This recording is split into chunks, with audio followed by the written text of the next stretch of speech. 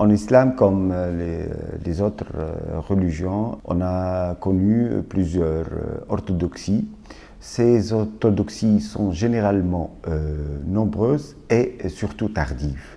L'islam a connu dans son histoire ce phénomène-là. Et on parle par exemple de l'orthodoxie chiite, ibadite, kharijite. Les kharijites n'aiment pas ce mot-là, kharijite, ils aiment les ibadites ou quelque chose comme ça.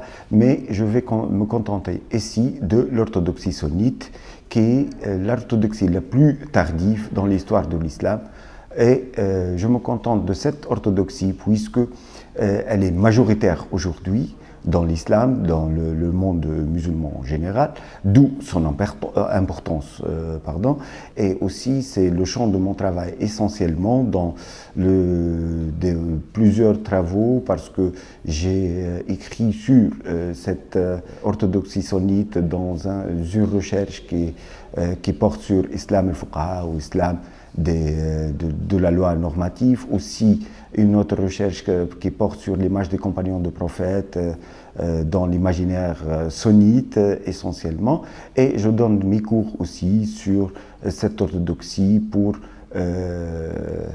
comment dirais-je, chercher ses bases, ses fondements et sa jeunesse, son développement aussi. Donc j'ai essayé de voir ce processus historique et de cette orthodoxie sunnite et dans une approche plus ou moins, disons, chronologique, parce que cette orthodoxie sunnite est formée essentiellement dans l'histoire de l'islam à partir du 8e, 9e siècle après Jésus-Christ, donc suite essentiellement aux travaux de la figure de Shafi'i au 8e siècle et 9e siècle, et Ibn Hanbal, et qui a ces deux figures-là qui représentent vraiment une certaine triomphe de l'orthodoxie sunnite dans l'histoire de l'islam. Avant ces deux figures-là, c'est-à-dire durant le début du 8e siècle, il n'y avait pas vraiment un conflit entre deux clans dans l'islam, c'est-à-dire avant l'institutionnalisation de l'islam, il n'y avait pas un vrai conflit entre ces deux clans. Le clan traditionnaliste et le clan des libres penseurs, disons, ou les gens d'opinion, on appelle ça les gens d'opinion, avant le 9e siècle essentiellement, et la jeunesse de Hanbalisme à Bagdad, essentiellement à Bagdad avec Ibn Hanbal. Avant ça, la relation entre ceux qui utilisent ou se basent sur la tradition et les hadiths et ceux qui utilisent les hadiths n'étaient pas vraiment violentes. Il n'y avait pas deux courants comme ça qu'on peut les distinguer. Mais après ça, la situation va changer. Nader Hamami, enseignant-chercheur à l'université de Carthage en Tunisie. Mes centres d'intérêt sont la pensée islamique médiévale et classique.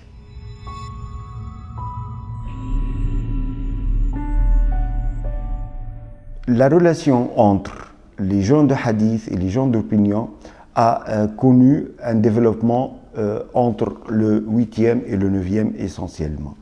Donc avant le 9e siècle, cette relation était vraiment, on peut le qualifier comme lucide, ou comme il y a une cohabitation entre les gens de hadith et les gens d'opinion, et cela a précédé le livre de Risala de Shafi'i, et on a vraiment des gens qui ont été de al-hadith, mais qui changent par exemple de Coran, ou dans le sens inverse.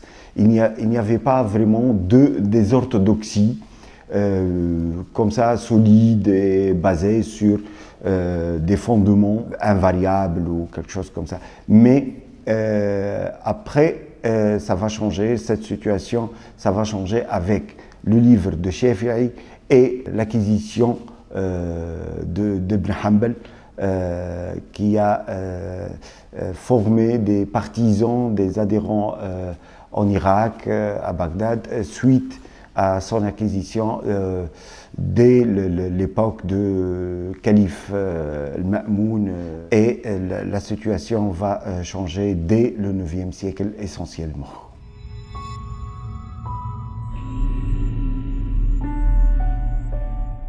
Cette victoire doit être relue vraiment avec beaucoup d'attention dans l'histoire de l'orthodoxie sunnite et essentiellement dans l'histoire de l'islam en général. Parce que il y a une certaine alliance entre le religieux et le politique vers le IXe siècle avec le calife al-Mutawakkil. Après, parce que al-Ma'moun a adopté les opinions des gens de l'opinion, essentiellement le mu'tazilisme. Mais après, à l'époque de al-Mutawakkil, il y avait un choix politique contre ces révolutions des gens à Bagdad et tout ça, puis pour calmer ces révolutions des gens, il a adopté le hanbalisme qui se base sur le hadith et les attributs au prophète. Et dès le IXe siècle, vers 840, il y a une déviation essentielle dans l'histoire du sunnisme dans l'islam. Ce sunnisme est adopté par le pouvoir politique et imposé comme un dogme, disons, officiel du califat islamique.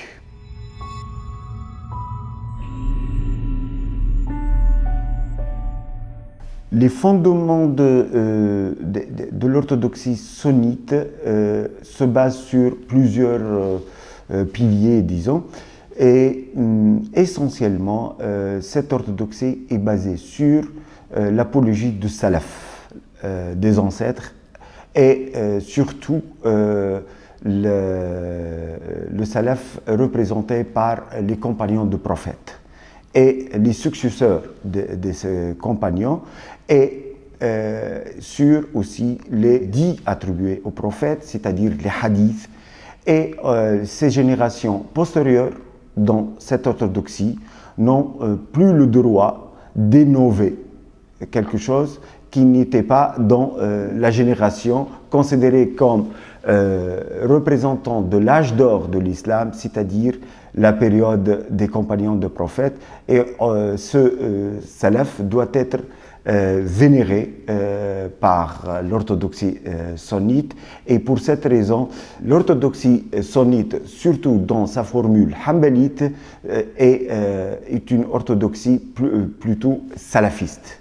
Donc, un bon musulman, selon cette orthodoxie sunnite, ne doit pas innover, ne doit pas, sinon cette innovation est considérée en arabe comme bid'a, comme hérésie, si on peut traduire ce mot-là, de bid'a par hérésie. Et toute hérésie dans l'orthodoxie sunnite, surtout dans la lignée hanbalite, est le synonyme de mécréance ou de kufr.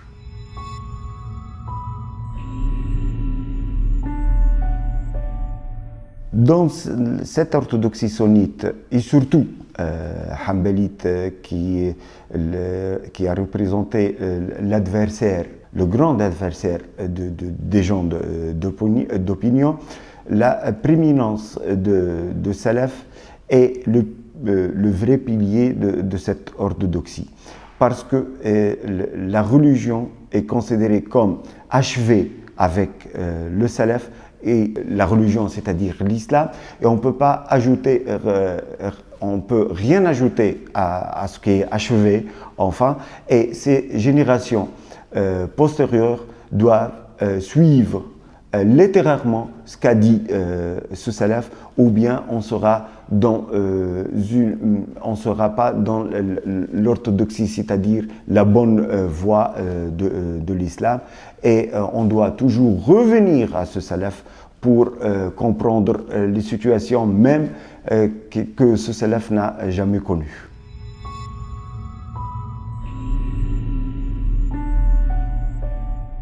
L'orthodoxie sunnite est caractérisée essentiellement par l'hostilité à l'innovation et la vénération du salaf. Ces deux piliers-là mènent cette orthodoxie sunnite à refuser d'utiliser la raison essentiellement pour comprendre les textes fondateurs, surtout le Coran.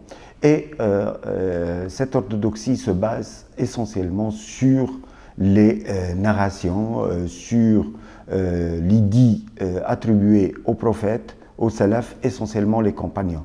Donc, cette orthodoxie aussi, elle refuse toute compréhension en dehors de l'héritage ou de la tradition en général, qui se trouve, on peut la trouver dans les collections de hadiths, dans les dits de prophètes et ses compagnons. Et ces dits-là sont la base essentielle de comprendre tout ce qui le musulman trouve dans sa vie. Et les générations postérieures n'ont pas vraiment le droit d'innover essentiellement dans la religion, parce que cette innovation est considérée comme hérésie, comme bid'a, et cette innovation ou hérésie est le synonyme dans cette orthodoxie sunnite de mécréance, et ça doit être éliminé complètement.